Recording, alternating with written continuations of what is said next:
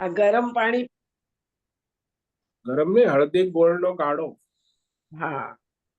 हल्दी गोड़ का गाढ़ा બોલો બે ત્રણ સ્વામીજી. વાર सब હમણાં પીધો ને એટલે એકદમ ફ્રેશ થઈ। નમો નમઃ. હરિઓમ સ્વામીજી. हरिओम। સુપ્રભાતમ. लीलावती बड़ेकर डोंबिवली सुप्रभातम। ઓમ નમો નારાયણાય. ओम नमो नारायणाय।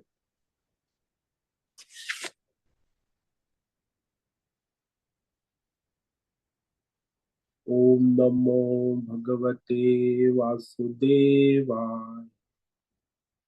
ओम नमो भगवते वासुदेवाय। ओम नमो भगवते वासुदेवाय। ओम नमो भगवते वासुदेवाय। ओम नमो भगवते वासुदेवाय। ओम नमो भगवते वासुदेवाय।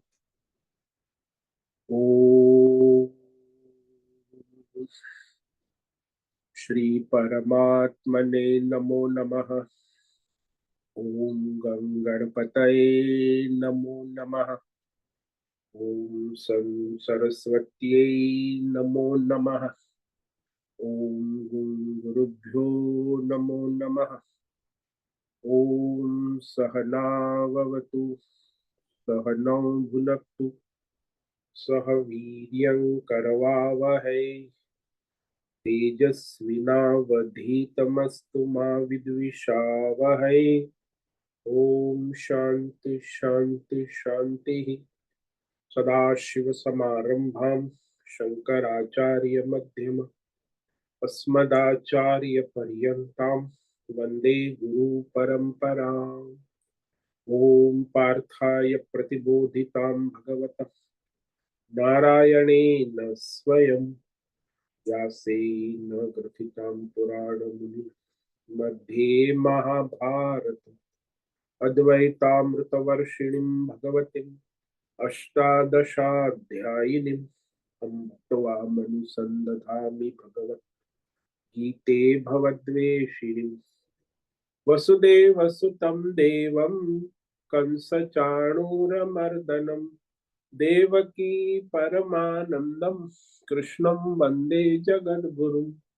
नमस्ते परमं ब्रह्म सच्चिदानन्द निर्गुणाय नमस्तुभ्यं ओंकाराय नमो नमः।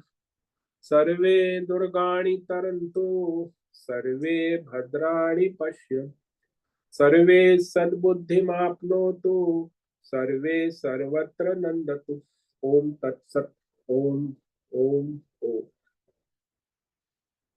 आप सभी ऑनलाइन नेटवर्क पर उपस्थित भगवद गीता श्रवण साधकों को आज प्रातः का अभिवादन अभिनंदन अभिवंदन। हरि ही ओम हरि ही ओम हरि ओम। हम सबको आज का यह दिव्य दिन तन मन धन जन देश काल विषय वस्तु परिस्थिति अवस्थाएं अध्यात्म भौतिक दैवी क्षेत्र व्यष्टि समष्टि सभी को अपने अपने पूर्व में अनंत जन्मों में किए हुए संचित पाप पुण्य धर्म अधर्म मिश्र सकाम निष्काम कर्मों के पके हुए फलस्वरूप वर्तमान में आज अपने अपने प्रारब्ध अनुसार परमेश्वरीय अचिंत्य योग माया के माध्यम से प्रसाद स्वरूप में प्राप्त हुआ है। अतः आज का यह दिव्य दिन परमार्थ हेतु निष्काम सेवा यज्ञ देव यज्ञ ऋषि यज्ञ पितृ यज्ञ मानवता यज्ञ भूत प्राणी यज्ञ सात्विक दान शारीरिक वाचिक मानसिक तप निष्काम कर्म योग ध्यान योग भक्ति योग ज्ञान योग साधना स्वाध्याय वेद शास्त्रों का अध्ययन अध्यापन उपासना आराधना के लिए समर्पित करे और करवावे। अत्यंत दुर्लभ मनुष्य जीवन की प्रत्येक क्षण को परमार्थ हेतु सार्थक करे और करवावे। आज विक्रम संवत 2081 फाल्गुन मास शुक्ल पक्ष की पंचमी तिथि दोपहर 3:16 तक है। उसके बाद षष्ठी तिथि लग जाती। आज है भरणी नक्षत्र, ये रात्रि 2:36 तक है। उसके बाद कृतिका नक्षत्र लग जाता है। आज है मंगलवार, मंगल देव हनुमान जी की आराधना उपासना का दिन है। और वसंत ऋतु प्रारंभ हो चुकी है। यहाँ रात्रि का न्यूनतम तापमान 12 डिग्री रहा और दिन का अधिकतम तापमान 24 डिग्री। वायु की गति 10-15 किलोमीटर प्रति घंटा चल रही, शीत वायु। ईस्वी सन 2025, 4 मार्च 2025, सुबह के 6:45 बज चुके हैं। कलयुग का प्रथम चरण 5125वां वर्ष, 7वां वैवस्वत मनवंतर श्वेत वराह कल्प, ब्रह्मा जी का 26वां दिन और 51वां वर्ष चल रहा है। तो ऐसे अनंत कोटि ब्रह्मा और ब्रह्मांडीय परमेश्वरी अचिंत्य योग माया में हमारा यह एक ब्रह्मांड, इस ब्रह्मांड में ये पृथ्वी लोक में समुद्र के ऊपर जम्बू द्वीप में विश्व का एकमात्र वैदिक राष्ट्र भारत में उत्तर हिमालय प्रांत में उत्तराखंड राज्य में टिहरी जिले में हिमालयन शिवालिक पर्वतमाला के अंतर्गत मणिकुट पर्वत के ऊपर नीलकंठ महादेव के सामने ऋषिकेश नगरी में मुनि की रेती प्रांत शीशम जाड़ी में अवधूत बाड़ा आश्रम के सी ब्लॉक के पहले मारे से 5 नंबर कमरे से गंगा किनारे से हम स्वामी उत्तमानंद सरस्वती भगवद गीता के आचार्य शिष्य स्वामी चिन्मयानंद सरस्वती महाराज चिन्मय मिशन कैलाद्वैत वेद व्यास भगवत पाद शंकराचार्य की श्रृंगेरी संन्यास परंपरा से शिक्षित दीक्षित सनातन वैदिक भारतीय हिंदू धर्म अनुसार संपूर्ण भगवद गीता ज्ञान यज्ञ ऑनलाइन चैतन्यमय जीवन लाइव प्रसारण के अंतर्गत व्याख्यान माला में अध्याय 10 विभूति योग के श्लोक नंबर 38 और 39 पर व्याख्यान करेंगे। संस्कृत एवं हिंदी में दिव्य पवित्र सरल व्यवहारिक सटीक पूर्ण वर्ण अक्षर पद वाक्य पंक्ति श्लोक अध्यायों की संगति संधि अन्वय शब्दार्थ वाक्यार्थ भावार्थ रहस्यार्थ के यथार्थ तात्पर्य सहित वैदिक शास्त्र वेद व्यास साहित्य शंकर भाष्य एवं परंपरागत सन्यासी आचार्यों की टीका टिप्पणी सहित आज का ये भगवद गीता व्याख्यान करेंगे। कृपया आप सभी श्रद्धा भक्ति ध्यान से परिपूर्ण होकर के यह दिव्य श्रवण साधना करें। इसमें से कुछ ग्रहण करे, कुछ धारण करे, कुछ अपने जीवन में चरितार्थ करे और अपने श्रवण मनन चिंतन करे, अपना और सबका परम कल्याण करे और करवावे। ओम तत्सत। ओम ओम ओम। तो कल हमने श्रीमद् भगवद गीता अध्याय 10 विभूति योग के श्लोक नंबर 38 पर विवेक विचार किया था, जिसमें भगवान अपनी 4 दिव्य विभूतियों का निरूपण करते। दंडो दमयतामस्मि नीतिरस्मि जिगीषता मौनम चैवास्मि गुह्यानाम् ज्ञानम ज्ञानवतामहम्। दमयताम दंड, दमन करना, संयम करना, नियमन करना, शासन करना। तो उसकी जो शक्ति है वो दंड है। दंड जो है राजा की सत्ता है, मुखिया होता है, उसके पास सत्ता है। कि कोई अधर्म करता है तो उसे दंड देना, और कोई धर्म करता है उसे पुरस्कार देना, ये दोनों आवश्यक। दंड आगे भगवान ने पुरस्कार तो कह दिया, जय, अब यहाँ कहा दंड। तो ये जो दंड है वो भगवान की शक्ति है, विभूति। तो मनुष्य को अधर्म से धर्म की ओर ले जाते, समाज में अधर्म को फैलने से रोकता है कि दंड ना हो तो फिर अधर्म बढ़ता है, फैलता है। इसीलिए अपने भीतर बाहर अधर्माचरण को रोकना चाहते, उसके अंदर दंड जो है वो आवश्यक। स्वयं को भी दंड देना चाहिए। स्वयं यदि अधर्माचरण करे तो इंद्रियों को दंड दे, ये मन को दंड दे। दंड के द्वारा भीतर बाहर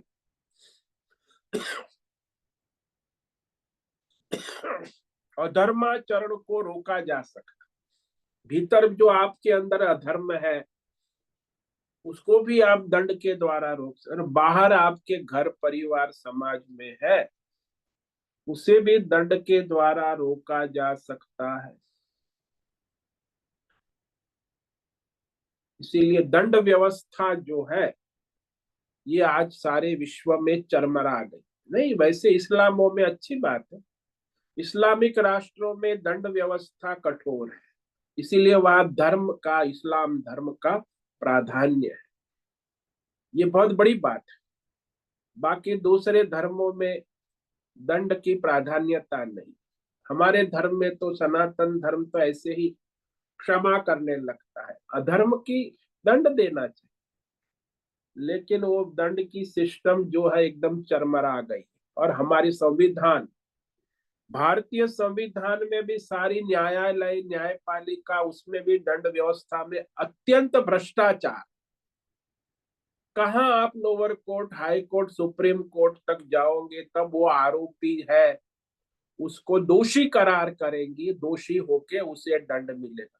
कितनी लंबी प्रक्रिया है, इसमें कितने मूर्ख और कितने गुंडे और कितने हत्यारे बच जाते और वो फिर आतंक फैलाते समाज में। तो ये सारी विटंबना है। दंड जो है वो बहुत ही आवश्यक, वो भगवान की, वो जो दंड एक शक्ति है, भगवान की विभूति है जो धर्म की स्थापना करता है।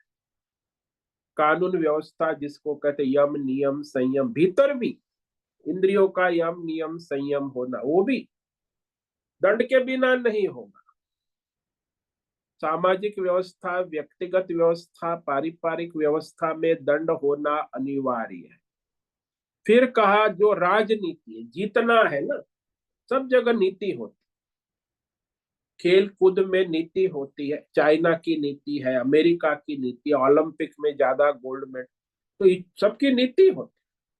कहाँ भी जीत प्राप्त करनी है, कंपटीशन में जीत, तो उसमें भी नीति।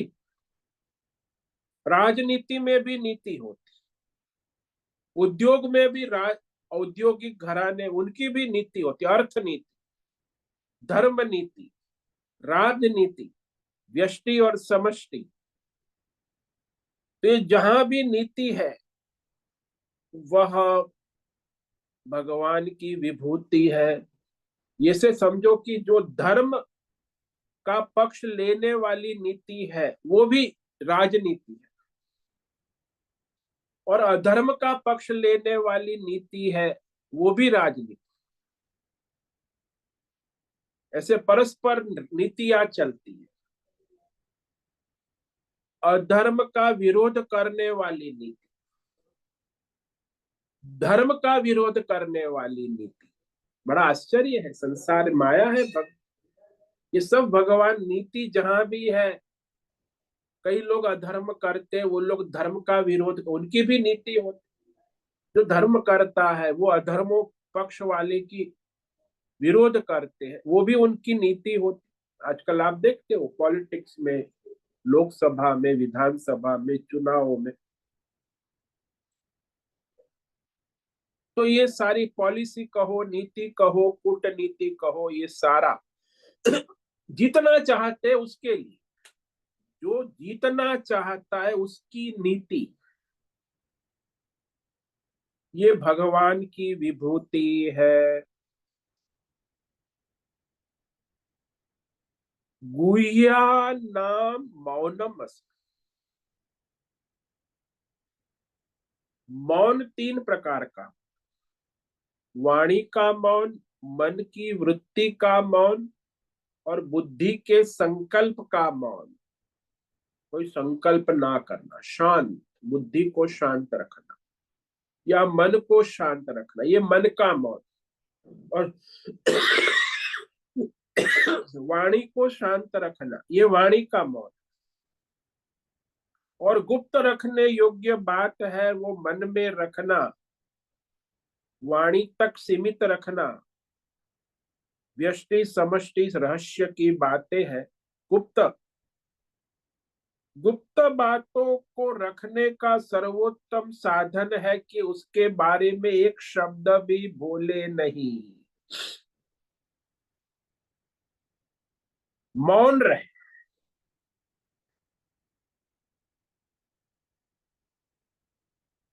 पुराणों में एक प्रसिद्ध कथा आती है सत्यव्रत। उसने सत्य का व्रत लिया, कभी झूठ बोलना ही। उसका नियम था कि कभी झूठ नहीं बोलेंगे, झूठ बोले कौवा काटे। तो उसके सामने एक गाय भाग कर आई, वहां चार रास्ते से दाएं और मुड़ गई। पीछे से कसाई दौड़ के आया, कहा गाय किस रास्ते गई। ये उसने देखा, उसको सत्यव्रत था, वो कहे मैं झूठ तो बोलूंगा नहीं। उसको छिपाना था, गाय किस दिशा में गई, कैसे छिपा, झूठ तो बोलना नहीं था। गाय के बारे में उसने कोई बात कही ही नहीं। जब कसाई पूछ रहा है तो कह अरे कसाई भाई सुनो, जिस मेरी आंख ने देखा है वो बोल नहीं सकती, उसको जबान ही नहीं है, और जो तुमने प्रश्न किया उसका जवाब मैं दे नहीं सकता, क्योंकि आंख बोल नहीं सकती है तो जबान बोलती है, वह देखती नहीं है। जो बोलती है वो देखती नहीं है, जो देखती है वो बोलती नहीं है। तो कसाई समझ गया कि ये तो चक्रम है, चक्कर की बातें कर रहा है।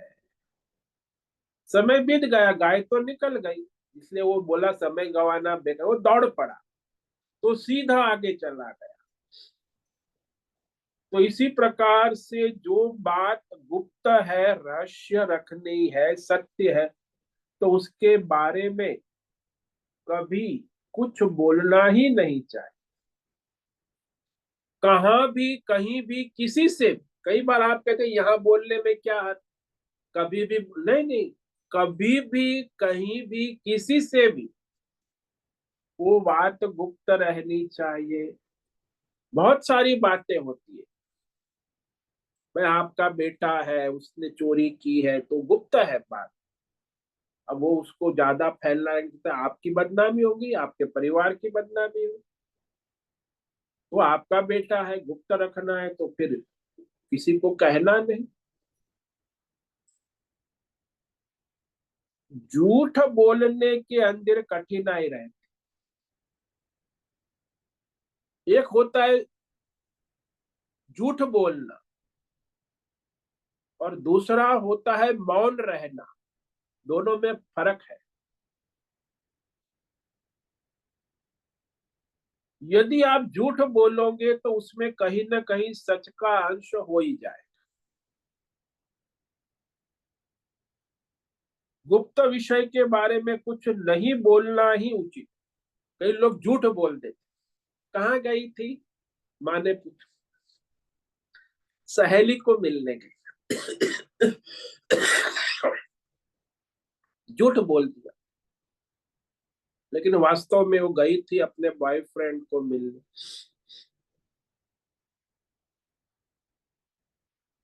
तो माँ को लगता है, कुछ संशय तो आता है कि ये झूठ बोल रही है, क्योंकि झूठ बोलेगा उसका पता चल जाए। इसीलिए आप कई बार झूठ बोल देते, मौन नहीं रखते, वो भी बड़ी समस्या का कारण है। गुप्त बात है, उसके बारे में कुछ नहीं बोलोगे तभी वह बात गुप्त रह सकेगी। इसी प्रकार आचार्य परंपरा वेद शास्त्र का श्रवण मनन चिंतन विचार पूर्वक जो हम मौन रखते हैं, परमार्थ विचार के लिए मौन, वह भी परमात्मा की विभूति। आप सांसारिक बातें नहीं करते, परमार्थ का श्रवण करते हैं, परमार्थ के विषय में बोलते हैं, परमार्थ का मनन चिंतन करते हैं, विचार, यह भी मौन है। सांसारिक बातें नहीं करते, ये भी परमेश्वर की विभूति। इसीलिए जो सन्यासी होता है ना, उसे संसारी बातें नहीं करनी चाहिए। संन्यास संन्यासम मौनम, केवल परमार्थ की बातें करना भी मौन है, परमार्थ के सिवा और कुछ नहीं। हमारे क्या महात्मा थे, कोई भी कुछ पूछे, बोले नमो नारायण, नमो नारायण, बस, और कुछ बोलते ही। मौन नामक विभूति। तो संन्यास आश्रम भी जिसमें परमार्थ चिंतन होता है, वो भी मौन है। मुनि भाव, मननशील, परमार्थ मनन। और फिर भगवान ने कहा ज्ञानवताम ज्ञानम अहमेव। ज्ञानवान तो बहुत है संसार, भौतिक ज्ञान, आजकल तो विज्ञान, science and technology, computer, AI, बोले ये सारे भौतिक ज्ञान, अध्यात्म ज्ञान, दैवी ज्ञान और पारमार्थिक ज्ञान। शास्त्रों में दो प्रकार का ज्ञान, एक मायामय त्रिगुणात्मक अपरा विद्या, और दूसरा मायातीत गुणातीत परा विद्या, परमार्थ विद्या। तो यहाँ भगवान ने कहा जो ज्ञानवानों में जिसके पास परमार्थ तत्व ज्ञान है, वह तत्व ज्ञान मैं ही हूं, यानी आत्मज्ञानी का तत्व ज्ञान, परमार्थ ज्ञान। इसलिए जो आत्मज्ञानी परमार्थ ज्ञानी में स्थित है, उनके अंदर परमात्मा तत्व ज्ञान स्वरूप भगवान स्वयं ही उपलब्ध है। मैं हूं का, तब उनको वो परमार्थ ज्ञान है। चाहे भौतिक लो, अध्यात्म लो, दैव, तीनों ज्ञान को प्रकाशित करने वाला जो ज्ञान है, वो परमार्थ ज्ञान। और परमार्थ ज्ञान से ही सारे ज्ञान प्रकाशित होते हैं। इसलिए कहा यहाँ कि प्रत्येक भौतिक, अध्यात्म, दैव, देश, काल, विषयों के ज्ञान के अंदर ज्ञान स्वरूप से परमात्मा को ही जाने।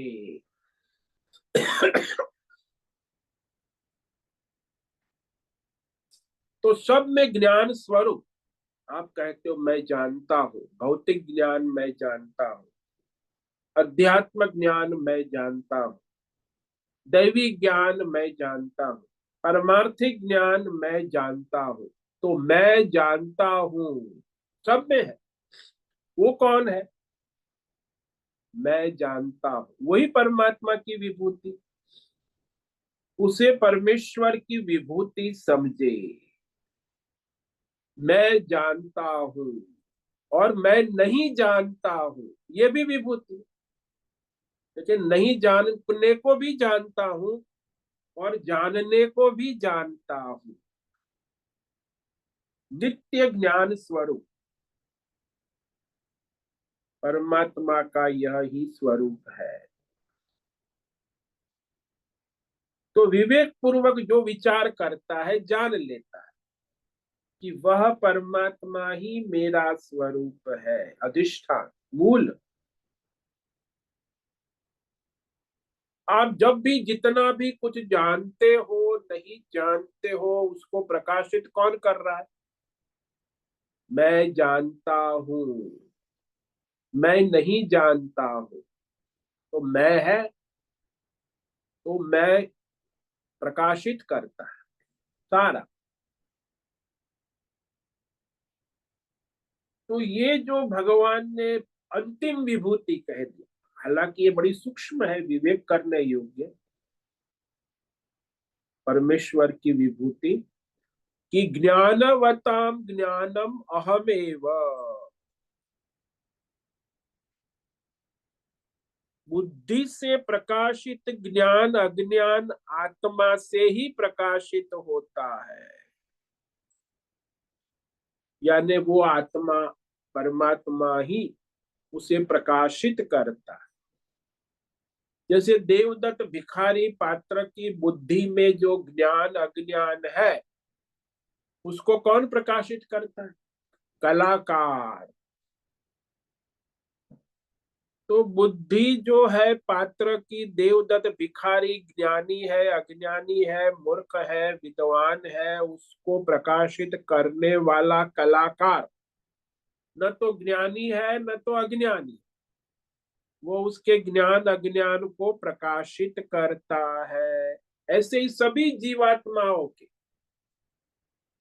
ज्ञान और अज्ञान को प्रकाशित करने वाला परमात्मा स्वयं है। इसलिए वो विभूति है, बहुत ही महत्व की विभूति, अंतिम विभूति भगवान ने कही। इस अध्याय की ये अंतिम विभूति। अभी तक भगवान ने सगुण निर्गुण हर प्रकार की सात्विक राजसी तामसी भिन्न भिन्न 84 प्रकार की विभूति गिनाई है। अध्याय के प्रारंभ में भगवान ने कहा था मुख्य विभूति वैभव है, वो मैं तुम्हें कहूंगा। मेरी विभूति अनंत है, उसका न आदि है न मध्य है, न बहुत ही अनंत। तो परमेश्वर की ये जो विभूति है, जिसको हम ऐश्वर्य कहते हैं, मुख्य ऐश्वर्य, यहाँ भगवान ने जो 84 विभूतियां कही है, वो सारी की सारी शास्त्रों में मुख्य रूप से कही गई। कि ये जो वेद में, शास्त्र में, पुराणों में विभूति का वर्णन भगवान ने किया, उसमें से यहाँ भगवान ने मुख्य मुख्य विभूति ली और फिर कहा सबका सदा सर्वत्र सब में मूल कारण रूप से स्वयं परमात्मा ही प्रकट है। उपक्रम और उपसंहार का, तो पहले भी वही कहा कि आदि मध्य अंत मैं हूं सबका। इस प्रकार यह विभूति योग का भगवान अब उपसंहार कर समापन करते हैं। आगे जो भगवान श्लोक नंबर 39 और 40 में बड़ा विधिवत समापन कर रहे हैं भगवान कि सर्व रूप से प्रभाव सहित भगवान के स्वरूप का कथन करते हैं कि जो भी आप देश काल विषय लो, भौतिक अध्यात्म दय, वहां परमात्मा बीज रूप में, अंतर्यामी रूप में आत्म स्वरूप में, जीव रूप में उपलब्ध है। यानी ऐसा कोई नहीं है जो परमात्मा से भिन्न हो। परमात्मा सर्वत्र सब में सदा नित्य उपलब्ध है। यही अब आगे के श्लोक में कह रहे हैं। श्लोक नंबर 39। यच्चापि सर्वभूतानां बीजं तदहमर्जुन न तदस्ति विना यस्यात् यान्मया भूत चराचर। यच्चापि सर्वभूतानि बीजं तदमर्जुन न तदस्ति विना यस्यात् मया भूत चराचर। भगवान यहाँ सर्व रूप से अपने प्रभाव सहित अपने स्वरूप का कथन करते। यह अर्जुन सुनो, संबोधन किया है अर्जुन, जो सबके अंदर देश काल विषय भौतिक अध्यात्म दैव सभी के अंदर अंतर्यामी रूप से, बीज रूप से वह मैं परमात्मा हूं। सबके अंदर, चाहे जड़ हो चाहे चेतन हो, चाहे भौतिक हो चाहे अध्यात्म हो चाहे दैव हो, चाहे देश हो चाहे काल हो चाहे विषय हो, कोई भी हो, सबका अंतर्यामी बीजम वह मैं हूं, स्वयं परमात्मा है। और अंतर्यामी के बिना कोई जीव हो ही नहीं सकता। हो तो उसका कोई महत्व नहीं रहता। जैसे कोई भी पात्र स्टेज के ऊपर बिना कलाकार के हो नहीं सकता, वैसे इस ब्रह्मांड में कोई भी देश काल विषय भौतिक अध्यात्म दैव पदार्थ उसके अंतर्यामी परमात्मा के बिना वो अपना रोल नहीं कर सकते। न देश अपना, काल अपना रोल कर सकता है, न देश अपना, न विषय, न भौतिक अध्ययन, जो भी जिसका जो पात्र है, रोल है, उसमें नित्य उपस्थित कलाकार परमात्मा है। वही सबका रोल उनके कर्मों के अनुसार करते, उनकी स्क्रिप्ट के अनुसार करते हैं।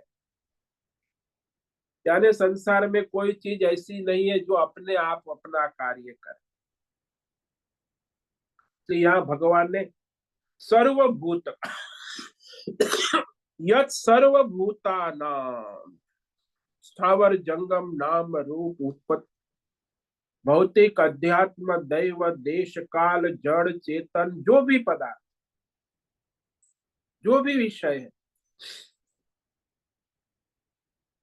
जो सारे के सारे देश काल विषय है, वो सब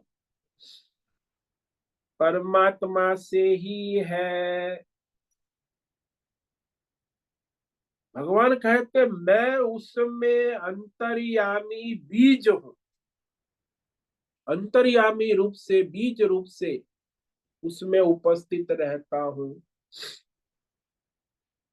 अंतर्यामी बीज, जैसे समझो कि आप वृक्ष को देख रहे हैं, वृक्ष रूप में बीज ही प्रकट होता है। पूरा वृक्ष, आम का वृक्ष आप देख रहे हो, वो वृक्ष बीज ही प्रकट हो, परंतु उसके साथ में बीज को जल चाहिए, खाद चाहिए, मिट्टी चाहिए, ये आवश्यकता है। इसी प्रकार संसार में सारे जीव जो है, जो भी है, सात्विक है, राजसी है, तामसी है, धर्मी है, अधर्मी है, सभी जीवों की संचित कर्म रूपी खाद से ही सबके बीज भूत अंतर्यामी परमेश्वर सबका प्रारब्ध वर्तमान प्रकट करते हैं। बड़ा आश्चर्य है। संसार के सभी जीव, चींटी से लेके ब्रह्मा विष्णु में 84 जीव है। 9 लाख जलचर है, 27 लाख वृक्ष आदि पर्वत स्थावर जंगम है, 11 लाख कृमि सर्प कीड़े कीटाणु विषाणु है, 10 लाख पक्षी योनि है, 21 लाख पशु योनि है, 4 लाख मनुष्य योनि है। सबका बीज अंतर्यामी परमात्मा, यानी सभी पात्रों के अंदर भगवान कलाकार रूप से उपस्थित है। तो जो जीव जिसका जैसा संचित कर्म है, उसकी खाद से सब बीजभूत अंतर्यामी परमेश्वरी सबको उनके प्रारब्ध के अनुसार वर्तमान में प्रकट करते हैं। तो सारे जीव के संचित कर्म फल का सहारा लेकर अंतर्यामी जीव रूप से परमेश्वर ही उसका संसार खड़ा करते हैं, माया विशिष्ट। तो माया उपाधि ईश्वर अंतर्यामी बनकर जीवों का बीज है। यह बीज समझो, बीज। और वह माया उपाधि से अंतर्यामी रूप से सभी प्राणियों के जीव के अंतर उपस्थित बीज रूप में। लेकिन यदि कोई मनुष्य है, जीवात्मा है, उसे यदि परमार्थ ज्ञान हो तो ये अंतर्यामी जीव रूपी बीज जो है भुन जाता है। आत्मज्ञान से, परमार्थ ज्ञान से जिसका जीव रूपी अंतर्यामी बीज भुन गया है, भुना दिया जाता, तब आगे संचित कर्म उसमें नहीं रहते, भस्म हो जाते। तो आगे अगला जन्म नहीं होता और वर्तमान शरीर का प्रारब्ध रहता है, बाकी सब भस्म हो जाता। तो परमार्थ ज्ञान अग्नि के द्वारा जिसका जीव अंतर्यामी जीव भून नहीं पाया है, तब उस जीव के संचित कर्मों के अनुसार उसके जन्म होते रहते हैं। पुनरपि जननम पुनर। तो सारे जीवों को, इतने सृष्टि के सभी जीवों को उनके संचित कर्मों के अनुसार प्रारब्ध देने वाला माया विशिष्ट अंतर्यामी परमात्मा है।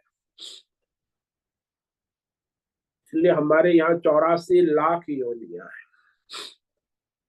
और सभी, चींटी से लेके ब्रह्मा विष्णु महेश, सभी प्राणियों को, जीवों को उनके संचित कर्म फलों का दाता, प्रारब्ध देने वाला माया विशिष्ट अंतर्यामी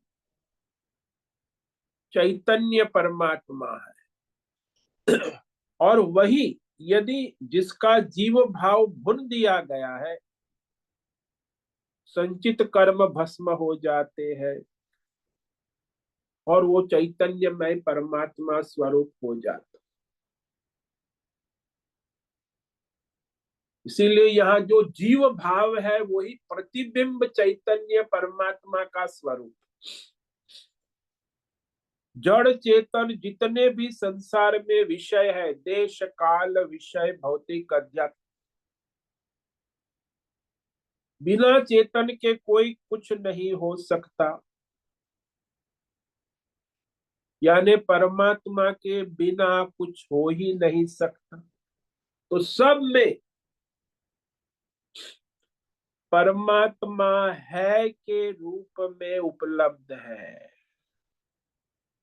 ये देश है, ये काल है, काल में है, ये विषय है, विषय में है।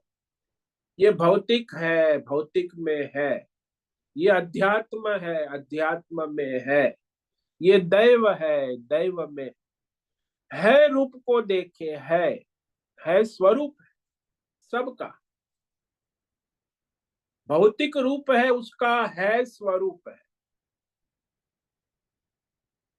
तो परमात्मा संबंध हुए बिना देश काल विषय भौतिक अध्यात्म दैव में है तो है, अन्यथा वो नहीं हो सकता। परमात्मा के बिना कुछ भी नहीं। जड़ चेतन, जहां मैं नहीं हूं यानी परमात्मा नहीं है, उसका देश काल विषय स्वरूप सिद्ध नहीं होता है। निरात्मक शून्य हो जाता। जैसे दृष्टांत लो, घड़ा नहीं है। अच्छा, घड़ा नहीं है तो क्या हुआ? वो घड़े का रूप नष्ट हो गया, घड़ा नहीं है। मतलब घड़े का रूप नहीं है, कोई रूप नहीं रहा। और जब हम कहते घड़ा है तो उसका गोल मटोल रूप भी हम देखते, हमको स्पष्ट है ये घड़ा है।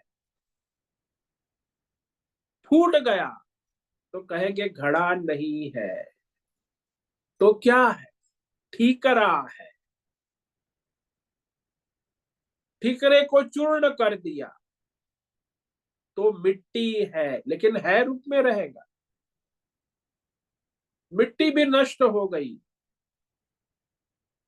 जल रूप में है, जल भी नष्ट हो गया अग्नि रूप में। आकाश नष्ट हो गया फिर भी है के रूप में वही घड़ा।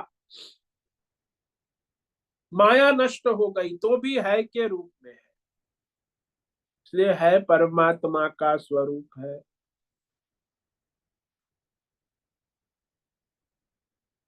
इसीलिए हम लोग जब संसार में कहते हैं ना कि घड़ा नहीं है, देवदत्त नहीं है, कपड़ा नहीं है, लड्डू नहीं है, पेड़ा नहीं है,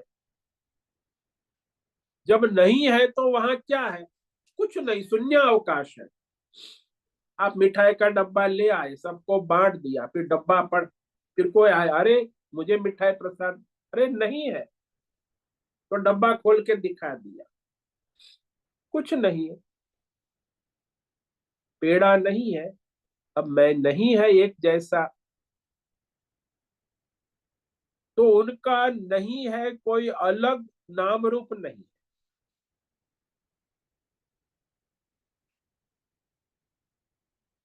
जब नहीं है तो एक जैसा ही नहीं है, उसका नहीं है, उसका कोई अलग रूप नहीं है। इसीलिए हमारे जो बौद्ध है, बौद्ध संप्रदाय में जो कहते कुछ नहीं है से सब कुछ उत्पन्न हुआ है, उसका यहाँ निराकरण कर दिया। डब्बे में कुछ नहीं है और मिठाई के डब्बे में मिठाई कहाँ से आएगी? तो उसका निराकरण कर, जो है उससे ही नहीं है प्रकट हो। सब कुछ है से उत्पन्न होता है। इसीलिए भौतिक अध्यात्म दैव देश काल विषय जो कुछ भी है उत्पन्न होता है, वो है से। और जो नहीं है उससे कुछ भी उत्पन्न नहीं हो सकता है। जो नहीं है उससे कुछ भी उत्पन्न नहीं हो सकता है। भगवान ने स्पष्ट कर दिया कि मुझ परमात्मा से रहित कुछ है, वो कुछ नहीं है, वो शून्य है, निरात्मक है। कुछ नहीं है तो कुछ नहीं है, और कुछ है तो वह परमात्मा की विभूति है, सगुण स्वरूप है, परमार्थ रूप है।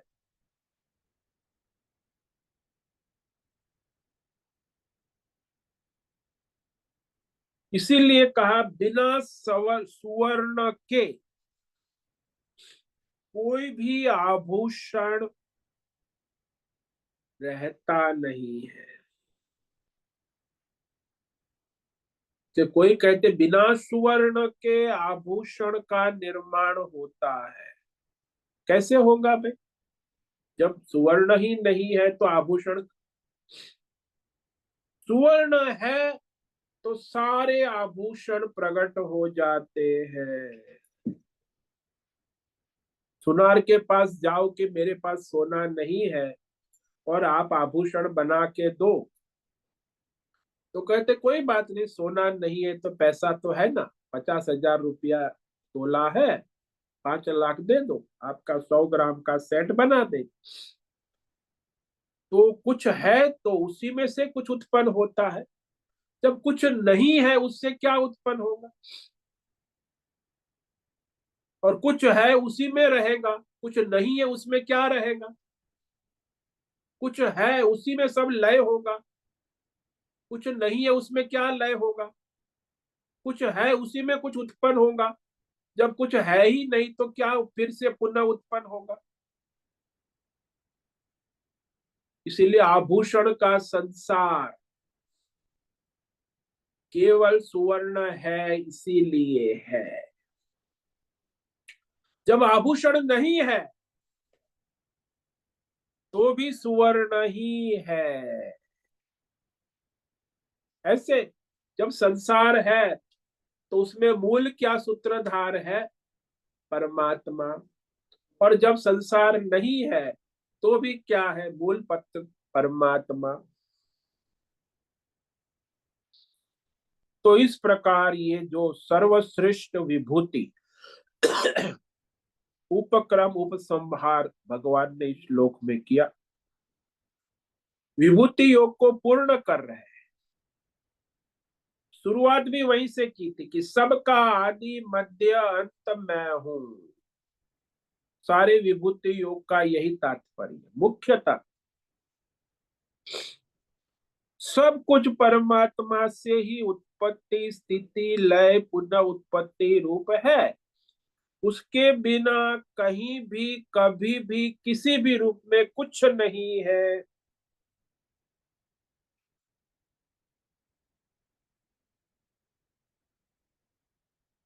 इसलिए संसार में लोगों को जो भौतिक कथन विषयों में लोगों में जो सर्वश्रेष्ठ बुद्धि होते, उनमें पहले मन एकाग्र कर लेना चाहिए कि ये श्रेष्ठ है, ये भगवान की विभूति है। तो पहले सगुण विभूति भगवान के स्वरूप का ज्ञान ध्यान होता है, तब जाके निर्गुण परमात्मा का सर्वात्मक स्वरूप समझने की योग्यता बन। तो सगुण में ही परमात्मा दर्शन नहीं हो रहा है तो सर्वव्यापक निर्गुण परमात्मा कहां से आएंगे? तो पहले भगवान ने यहाँ माया उपाधि सहित सगुण विभूति की दृष्टि की। जब तक ये परमेश्वर की सगुण विभूतियां है उसमें हमारी परमेश्वर बुद्धि नहीं होती तो सर्वव्यापक परमेश्वर तक हम नहीं पहुंच सकते। जो परमेश्वर का ये सब ऐश्वर्य विभूति परमेश्वर ने स्वयं कहा, लेकिन उसे पारमार्थिक दृष्टि से देखते हैं तब ये विभूति हमें परमार्थ की ओर ले जाती। और उसके द्वारा क्या होगा? बोले सगुण विभूतियों का आत्मसात करके तुम निर्गुण पर ब्रह्म परमात्मा तत्व का ज्ञान के अधिक ज्ञान योग के अधिकारी। तो ये भक्ति योग विभूति योग यदि है आप में तो आप ज्ञान योग के अधिकारी बनेंगे। निर्गुण निराकार पर ब्रह्म परमात्मा के बोध की योग्यता बनेगी। इसीलिए परमेश्वर जो अनंत है और उसकी माया से रहित है, उस परमात्मा तत्व को जानने के लिए सगुण विभूतियां भक्ति योग उपास्य है। इस उपासना के द्वारा ही परमेश्वर की अनंतता समझने की विवेक बुद्धि प्राप्त होती। ये परमेश्वर अनंत है, जानने समझने में आए।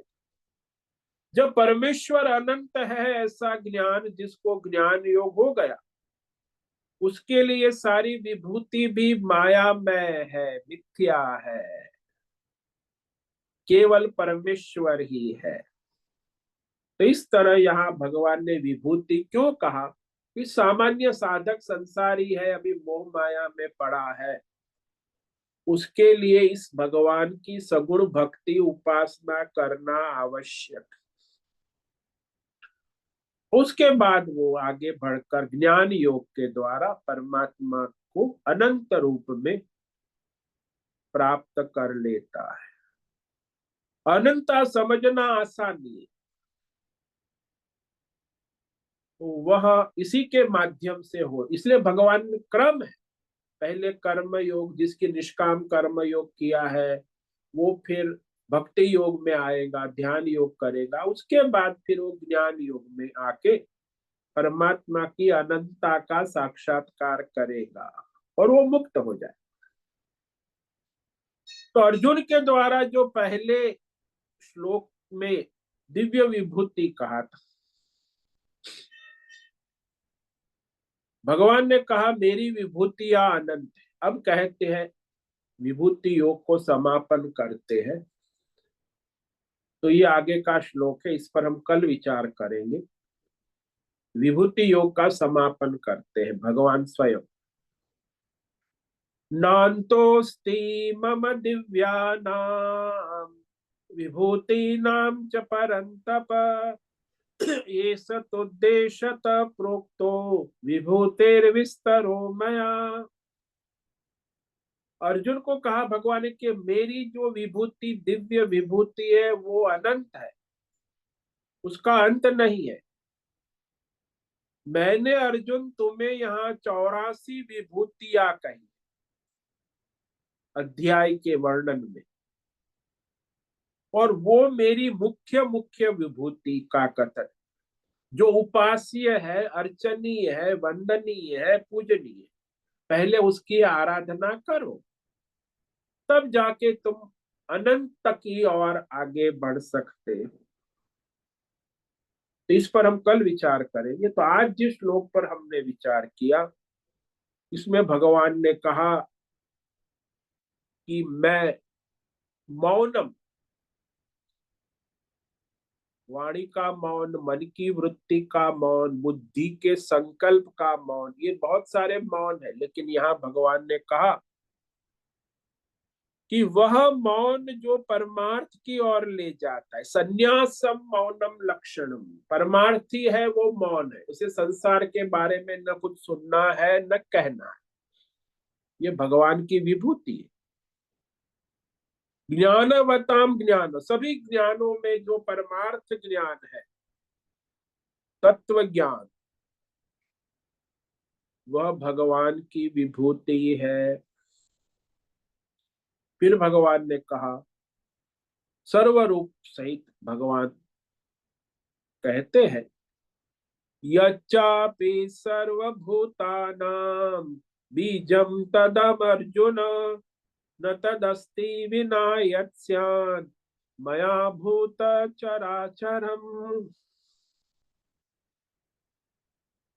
भगवान ने कहा हे अर्जुन, जो ये सारा देश काल विषय भौतिक अथवा देव का सबका अंतर्यामी बीज मैं हूं। चर अचर ऐसा कोई भौतिक अध्यात्म देव नशय नहीं है जो मेरे बिना यहाँ चल रहा हो। सबका अंतर्यामी, बीज का, बीज यानी अंतर्यामी। जैसे जितने भी पात्र है उसका अंतर्यामी कलाकार है, कलाकार के बिना कोई पात्र हो नहीं सकता। सभी पात्रों में कलाकार नित्य उपस्थित रहता है। ऐसे सारे पिंड ब्रह्मांड में कलाकार, जिसको हम नटवर कहते हैं, नटराज कहते हैं, वो नटवर नटराज और कोई नहीं, स्वयं परमात्मा है।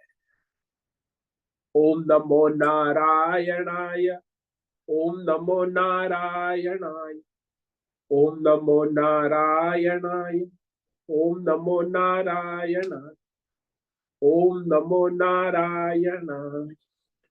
कायेन वाचा मनसेन्द्रियैर् वा बुद्ध्यात्मना वा प्रकृते स्वभाव करोमि यद्यत् सकलं परस्मै नारायणायेति समर्पयामि। ओम सर्वे भवन्तु सुखिनः, सर्वे सन्तु निरामयाः, सर्वे भद्राणि पश्यन्तु, मा कश्चित् दुःखमाप्नुयात्, अस्तु मा सद्गमय, तमसो मा ज्योतिर्गमय, मृत्योर्मा मृतंगमय। ओम पूर्णमद पूर्णमिदं पूर्णात् पूर्णमुदच्यते पूर्णस्य पूर्णमादाय पूर्णमेवावशिष्यते। ओम शांति शांति शांति। शंकरं शंकराचार्यं केशवं बादरायणं सूत्र भाष्य कृतौ वंदे भगवन्तौ पुनः पुनः। ईश्वरो गुरुरात्मेति मूर्ति भेद विभाग व्योमवद् व्याप्त देहाय दक्षिणामूर्तये नमो। ओम गं गुरुभ्यो नमो नमः। ओम तत्सत् ब्रह्मार्पणमस्तु। ओम ओम ओम।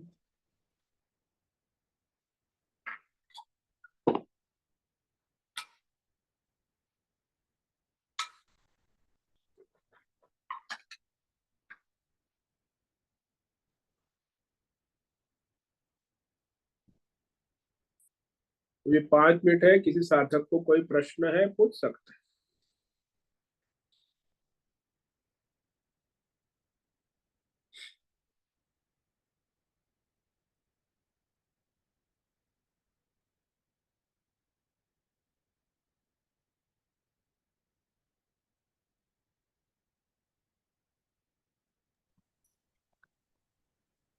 नमो नमः गुरुदेव। हाँ बोलो नैना बेन। गुरुदेव, भगवान ने यहाँ का ज्ञान मैं हूँ। हाँ, ज्ञानवताम ज्ञानम अहमेव। तो हमारे सामने जो जो भी आता है, विषय आता है, उसके बारे में भगवान जितना चाहता है उतना ही हम प्राप्त कर सकते हैं। उससे ज्यादा हमारा खुलता नहीं है या मिलता नहीं है। ऐसा हुआ। हाँ, ज्ञान जो है, देखो हाँ। दो तरह से समझ लो हम्म। कि सामने आपके आ गया, मानो कि कुत्ता आ गया, हम्म। तो आपको कुत्ते का ज्ञान होगा कि कुत्ता है, तो ये सामान्य ज्ञान है। बराबर। उस सामान्य ज्ञान में जो ज्ञान है वो परमात्मा का स्वरूप। हम्म। लेकिन आप यदि आत्मज्ञानी है और आपको वहां परमात्मा दिख रहे अंतर्यामी के, हम्म। तो परमार्थ ज्ञान जो है वो वास्तविक ज्ञान है कि ये कुत्ता नहीं, साक्षात नारायण परमात्मा ही मेरे सामने कुत्ते के रूप में प्रकट है। हाँ। ऐसा जो ज्ञान है ना, वो भगवान की विभूति। कुत्ते का ज्ञान कोई भगवान की विभूति नहीं। वो सामान्य ज्ञान है। हाँ, वो सामान्य, लेकिन ये कुत्ता नहीं है, ये स्वयं नारायण अंतर्यामी उसके अंदर अभी उपस्थित है। उन्होंने ये रोल, कलाकार परमात्मा है, कुत्ते के रूप में मेरे सामने प्रकट है। उस नारायण को मैं वंदन करता हूँ जो उसके हृदय में अंतर्यामी रूप से अभी उपस्थित है। पर वो ज्ञान भी भगवान चाहेगा तभी होएगा, तो नहीं तो नहीं, वो आपकी योग्यता के बिना नहीं होगा। पहले आपका अंतःकरण शुद्ध होगा, आप साधना करोगे, कर्म योग करोगे, भक्ति योग करोगे, ध्यान योग करोगे, तब वो कुत्ता आपको नहीं दिखेगा, आपको नारायण दिखेगा। नहीं तो आपको कुत्ता दिखेगा। जब आपकी योग्यता नहीं है तो नारायण नहीं दिखेगा। योग्यता आपको बनानी होगी कर्म योग, भक्ति योग, ज्ञान योग के द्वारा। सही। और जिसको योग्यता है, आप देखो संतों का चरित्र, जिन्होंने अपनी साधना कर ली उनको सब जगह मीरा कहते हैं, मेरे तो गिरधर गोपाल। तुलसीदास, सिया राम सब में जाओ, शंकराचार्य सब भगवान है। तो उनकी साधना है। यानी परमार्थ ज्ञान ही ईश्वर का रूप है। हाँ, ये यहाँ ज्ञानवतम, सभी ज्ञानवानों में जो परमार्थ ज्ञान है, अहम एव, यहाँ एव शब्द का ना, ये समापन करते, अंतिम विभूति है भगवान। उसके बगैर चलता ही नहीं। हाँ, अहम एव, और इसमें एव शब्द का प्रयोग किया, वही मैं हूं। सभी ज्ञानों में, ज्ञानवानों में जो परमार्थ ज्ञान है, यानी कुत्ता का ज्ञान नहीं, कुत्ता परमात्मा का स्वरूप है, नारायण है, ये ज्ञान भगवान की विभूति है।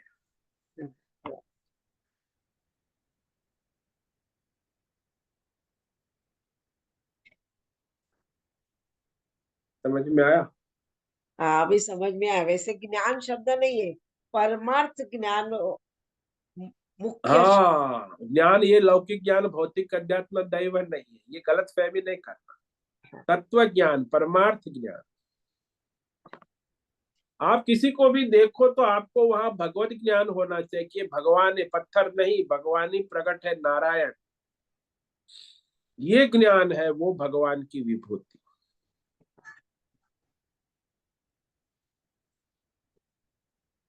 इसीलिए नामदेव वो रोटी हाँ, ले। सभी संतों का चरित्र ले लो, कथा पढ़ लो, उसमें को यही बात मिलेगी कि वो ज्ञानी थे क्योंकि उसको सब जगह परमात्मा दिखते, वही ज्ञानी। अब जिसको मंदिर में परमात्मा दिखता है, ढोल बाय, वो सगुण उपासक है, भक्त है, वो ज्ञानी नहीं। मर्यादा है उसके। हाँ, उसकी वो मर्यादा है, मंदिर है, मूर्ति है, वहां तक सीमित है। बहुत बहुत धन्यवाद गुरुदेव। ओम नमो नारायण। ओम नमो नारायण।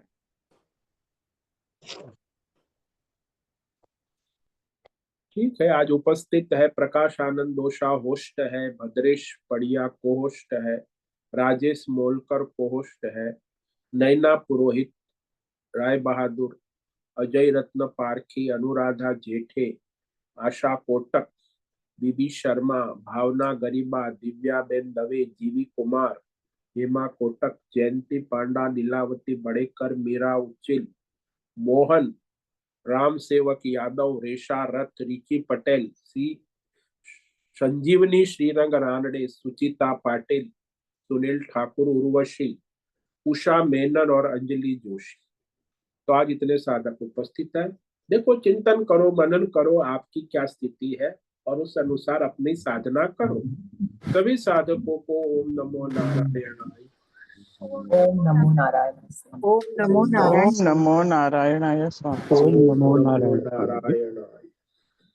मुझसे निवेदन है, आज का सत्संग पूर्ण करें। ओम नमो नारायणाय। है दिव्य सत्संग हम यही पूर्ण करते हैं। सभी साधकों को ओम नमो नारायणाय।